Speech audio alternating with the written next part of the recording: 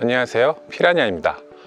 오늘 영상은 캠핑을 처음 시작하는 분들을 위한 캠핑의 캠자도 모르다가 어느 날 문득 캠핑을 시작해야겠다라고 생각하시거나 이제 막 캠핑에 입문하시는 분들을 위해 도움이 돼 보고자 영상을 만들어 보자 해서 이름하여 캠핑을 시작해 봅시다, 줄여서 캠15 시작해 보려고 합니다. 저도 그랬지만 캠핑을 시작하려고 마음 먹고 나서 캠핑 카페 같은 데 가입도 하고 정보도 얻고 하면서 온라인 쇼핑몰이나 오프라인 캠핑샵에서 캠핑 장비를 알아보게 될 텐데요. 아무래도 처음 시작하다 보면 캠핑 장비에 대한 용어, 분류에 대해서 좀 생소하기도 하고 도대체 뭐가 필요한지 감도 안 잡히기도 하죠. 그래서 이제 막 캠핑을 시작하시는 분들을 위해 캠핑 용어라던가 개념을 제공함으로써 제가 겪었던 고통을 더 이상 겪지 마시라고 캠15 코너를 만들게 되었으니까 많은 입문 캠퍼분들이 시청 부탁드리겠습니다. 자, 그래서 캠15 제1탄으로는 우리가 캠핑을 시작할 때 가장 먼저 알아보는 텐트에 대해서 알아보려고 하고요. 텐트의 종류와 형태는 어떤 것들이 있는지 같이 한번 알아보도록 하겠습니다. 자, 그럼 텐트 종류를 알아보도록 할게요. 텐트는 크게 돔 텐트, 리빙쉘, 캐빈형, 터널형, 에어빔, 반자동 텐트, 팝업 텐트, TP 텐트, 그리고 벨 텐트 등등등 아주 여러 종류의 형태가 존재하고 있고요. 개인적인 생각으로는 돔 텐트와 리빙쉘 텐트가 가장 흔히 볼 수 있는 형태이면서 많은 분들이 선호하는 텐트 형태라 생각이 됩니다. 그럼 먼저 가장 많이 볼 수 있는 돔 텐트. 돔 텐트는 사진에서 보시다시피 모양부터 돔 형태를 띠고 있고요. 우리가 작은 텐트라고 생각하는 대부분의 텐트가 바로 이 돔 텐트입니다. 비교적 구조가 간단하고 설치도 쉽고 바람에도 강하다는 특징이 있고요. 돔 모양의 텐트, 그러니까 크던 작던 모두 돔 텐트라고 할 수 있지만 보통 우리가 돔 텐트라고 하면 큰 텐트보다는 작은 텐트를 말하는 경우가 많고요.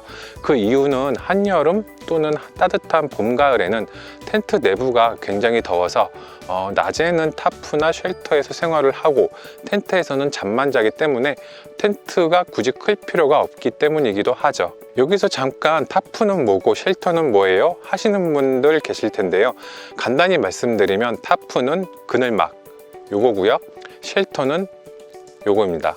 이렇게 보면 돔 텐트랑 쉘터랑 비슷하게 생겨서 구별이 안 될 수도 있지만 쉽게 설명드리면 바닥이 막혀 있냐 뚫려 있냐 차이입니다. 그냥 바닥이 막혀 있으면 돔 텐트, 뚫려 있으면 쉘터라고 보셔도 무방하고요.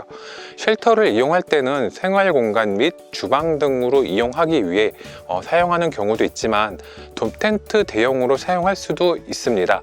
예를 들어 돔 텐트는 좌식 구성이라면 쉘터는 야전 침대 등을 이용한 입식 구성으로 말이죠. 자, 다시 돔 텐트로 돌아와서 이러한 작은 돔 텐트들은 보통 전실이 없거나 있다고 해도 약간의 짐을 놔줄 수만 있는 공간만 제공되기 때문에 간단히 비교하자면 원룸 또는 1.5룸이라고 생각하시면 되고요. 당연한 이야기겠지만 크기가 작을수록 가볍고 또 가벼울수록 설치도 굉장히 편리해집니다. 물론 수납의 장점도 있고요. 돔 텐트로 예를 들 수 있는 제품이 노스피크 나르시스 돔 같은 제품이 있고요. 아주 큰 돔 텐트로는 빅돔을 예를 들 수 있는데요. 빅돔 같은 경우에는 크기도 어마어마하고 안에 이너 텐트를 2개씩 설치할 수 있는, 과연 이걸 돔 텐트라고 불러도 되나 싶을 정도로 무시무시하게 큰 텐트니까 그냥 이런 것도 돔 텐트구나 라고 참고만 해주시고요. 그리고 앞서 돔 텐트에서는 잠만 잔다고 말씀드렸는데요. 이건 보편적으로 그렇다는 거고요. 개인 상황에 따라 또는 취향에 따라서 텐트 안을 좌식 형태로 생활할 수 있도록 구성할 수도 있는 거니까요. 꼭 이거다 하고 얽매일 필요는 없이 이용하시면 되고요. 이거 하나만 기억하시면 됩니다. 한여름 낮에는 텐트 안에서 생활하는 건 자살행위나 다름없다. 자, 다음은 리빙쉘. 리빙쉘에 대해서 간단히 설명을 드리면 일반적으로 생활 가능한 전실이 있는 텐트를 말하고요. 잠자리 공간이 되는 이너 텐트, 그리고 생활 공간이 되는 전실이 따로 있어서 투룸 텐트 혹은 거실형 텐트라고도 불리기도 합니다. 앞서 말했듯이 돔 텐트도 전실이 있는 경우가 있긴 하지만 간단한 짐을 놓거나 신발을 놔두거나 하는 정도의 전실 크기인 반면 리빙쉘은 전실에서도 생활이 가능한 크기이기 때문에 생활 편의성은 굉장히 좋지만 또 그만큼 크기가 돔 텐트에 비해서 훨씬 큰 편이라서 설치 난이도라던가 수납 부피, 무게, 그리고 가격 역시 더 높은 편입니다. 대부분 생활 공간이 텐트 안으로 들어오기 때문에 난로와 함께 동계에 이용하기 용이한 형태가 되고요. 또 어떤 면에서 보면 돔 텐트와 타프 조합 혹은 쉘터 조합의 기능을 모두 가지고 있기 때문에 리빙쉘 하나로 캠핑을 다닐 수 있다는 장점도 있습니다. 하지만 차광력이 타프보다는 현저하게 떨어지고 한여름 타프가 필요해서 따로 설치해야 할 경우도 거대한 리빙쉘을 같이 설치를 해야 하는 수고가 동반되기도 하고요. 반대로 타프나 쉘터가 없는 그런 계절 및 상황에서도 무조건 거대한 리빙쉘을 설치해야 한다는 단점이 있습니다. 예를 들 수 있는 리빙쉘 제품으로는 스노우라인 미라클 패밀리라던가 노스피크의 퍼시픽 오션 등이 있습니다. 자, 여기까지 돔 텐트와 리빙쉘을 알아보았는데요. 앞서 말씀드렸다시피 이 두 가지 형태의 텐트를 가장 많이 이용하고 선호하는 형태이기 때문에 여기까지만 아셔도 앞으로 자력으로 텐트 알아보시는 데는 크게 무리는 없을 겁니다. 그래도 제가 이후에 설명드릴 텐트 형태들, 이런 텐트들이 존재한다는 걸 알고 알아보시는 거랑 모르고 알아보시는 거랑은 또 틀리기 때문에, 그리고 여러분 고생하면서 찾아보지 말고 편하게 알아가시라고 저 피라냐가 정말 간단하게 설명을 해 드릴게요.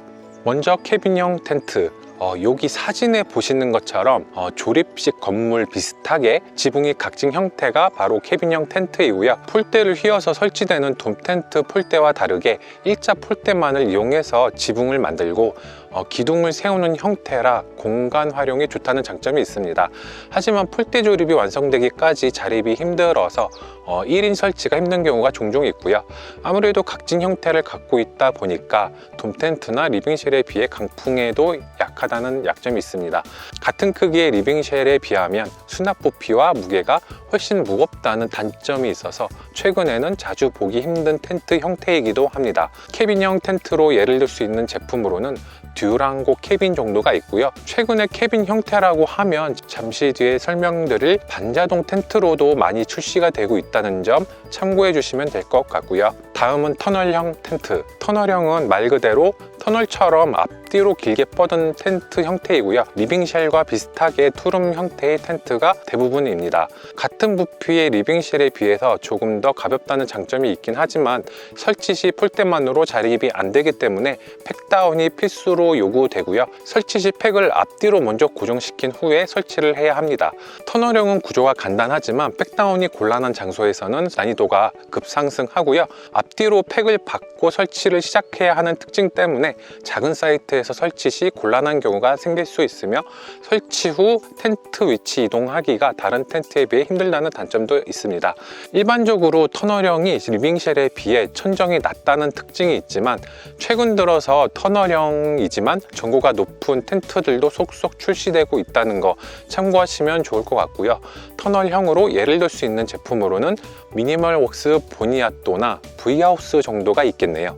자, 이번엔 에어빔 텐트. 지금까지 설명드린 텐트들 그리고 앞으로 설명드릴 텐트는 모두 폴대를 이용해서 설치를 해야 되는 텐트라면 에어빔 텐트는 폴대 없이 폴대가 되는 튜브 부분에 공기를 주입해서 설치하는 텐트이고요. 전동 에어펌프만 있다면 굉장히 편하게 빠르게 텐트를 설치할 수 있다는 장점이 있습니다. 이렇게 폴대가 없으니까 폴대가 부러질 일도 없고 생각보다 탱탱하고 강해서 바람에도 강하다는 장점도 있습니다. 반면 가볍기만 할 것 같은 에어빔 텐트는 의외로 무게가 굉장히 무겁고 부피 역시 타 텐트에 비해서 굉장히 크다는 단점이 있습니다. 이게 조금 더 무겁고 큰 정도가 아니라 굉장히 크기 때문에 차량 수납도 고려해야 하고요. 가격도 굉장히 비싼 편입니다. 그리고 만약 전동 펌프가 고장 나거나 전기 이용이 불가능할 경우에는 수동 펌프로 바람을 넣어야 하는 경우도 있을 수도 있고요. 에어빔 텐트로 예를 들 수 있는 제품은 아우델 몬타나 6 그리고 노스피크 A7 EX 정도가 있습니다. 다음으로 소개해드릴 텐트는 반자동 텐트입니다. 오토폴이라고도 불리는데 말 그대로 조립하여 설치한다기보다는 폴대를 우산처럼 피거나 각 관절을 펴주면 완성되는 텐트입니다. 비교적 구조가 간단하고 스킨과 폴대가 연결이 되어 있어 관절을 피는 것만으로도 완성이 되기 때문에 빠른 설치가 가능하지만 반대로 바람에 취약한 편이고 일반적인 동일 면적의 텐트에 비해서 무게 및 수납 부피가 큰 편입니다. 방금 말씀드렸다시피 각 폴대 부분과 텐트 스킨이 직접 연결되어 있다고 말씀드렸는데요. 설치 편의성은 좋지만 반대로 스킨만 따로 건조시키기가 힘들다는 단점도 돼서 우중 캠핑 후 텐트를 말리고 싶을 때도 무조건 다시 텐트를 펼쳐서 말려야 한다는 수고가 동반되기도 하죠. 반자동 오토폴 텐트로는 캠프타운의 어드벤처 시리즈나 엘시드 쉘터 그리고 빅돔 정도가 있습니다. 다음으로는 팝업 텐트, 원터치 텐트라고 불리는 이 텐트는 말 그대로 던지면 알아서 휙 하고 펴지는 텐트인데요. 가격도 저렴한 편이고 가벼운 편이죠. 뼈대가 와이어로 되어 있어서 바람에도 유연한 편이지만 아주 강한 강풍에는 텐트가 누워버리는 상황이 발생하기도 합니다. 개인적으로는 가끔 손님 접대용으로 사용하거나 피크닉용 아니면 서브 텐트로 추천을 드리고요. 메인 텐트로 사용을 하더라도 얼마 안 가 기변을 마음먹게 될 가망성이 아주 높은 텐트이죠. 수납할 때는 접는다는 표현보다는 동그랗게 만다고 보시는 게 맞고요.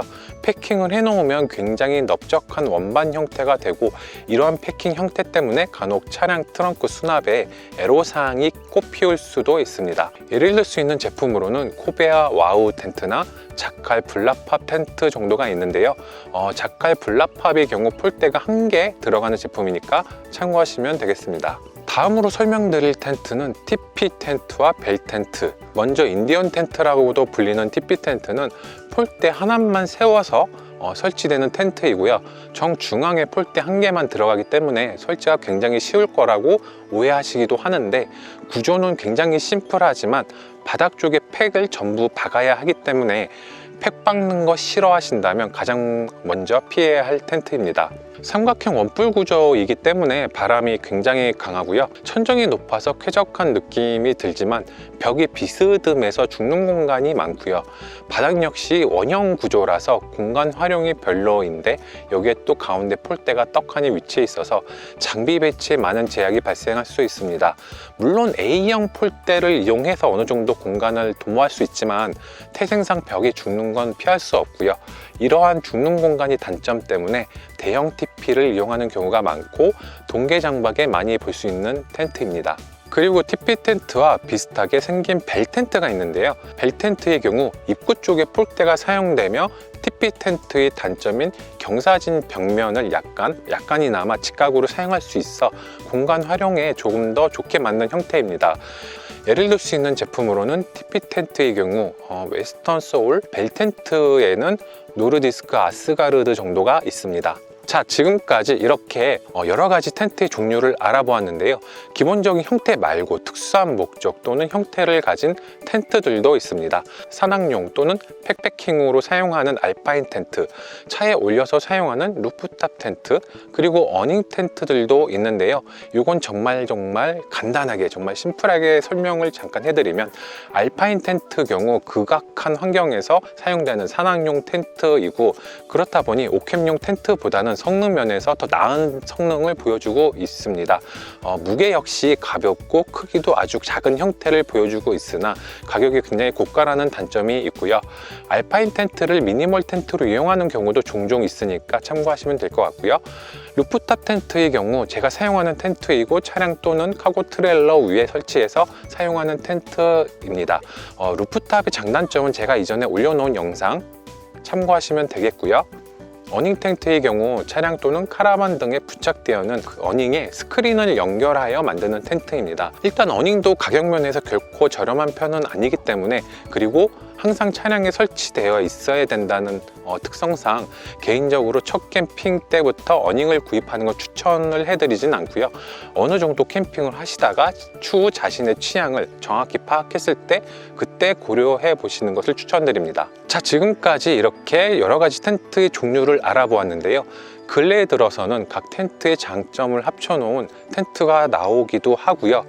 디포카 캠핑 텐트처럼 차박 텐트도 출시되기 때문에 딱 이 텐트는 이 종류다라고 말하기 힘든 제품도 있지만, 그래도 기본적인 텐트의 종류에 대해서 알아두시면 텐트 선택하시는데 많은 도움이 될 거고요. 이제부터는 스스로 찾아보시는데 크게 무리는 없으실 겁니다. 그리고 추후 백패킹도 염두에 두시고 있다면 처음부터 알파인 텐트를 구입하셔서 오캠에도 같이 사용하는 편이 좋고요. 또 한 개의 텐트로 모든 계절을 커버하는 것보다는 하계용, 동계용 정도로 구분하셔서 구입하시는 것이 아무래도 쾌적한 캠핑에 도움이 됩니다.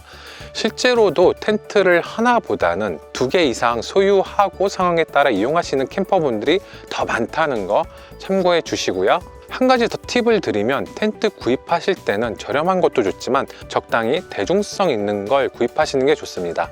아무래도 처음 텐트를 구입하시다 보면 처음부터 마음에 딱 드는 텐트를 알아보기도 구입하기도 힘들어서 금방 기본 욕구가 생기기 마련인데요. 이때 너무 대중성 없는 소위 듣보잡 제품이면 중고로 판매 시 손해를 많이 보기 때문에 되도록 많이들 찾는 텐트를 구입하시는 게 만약을 위해서 좋겠죠.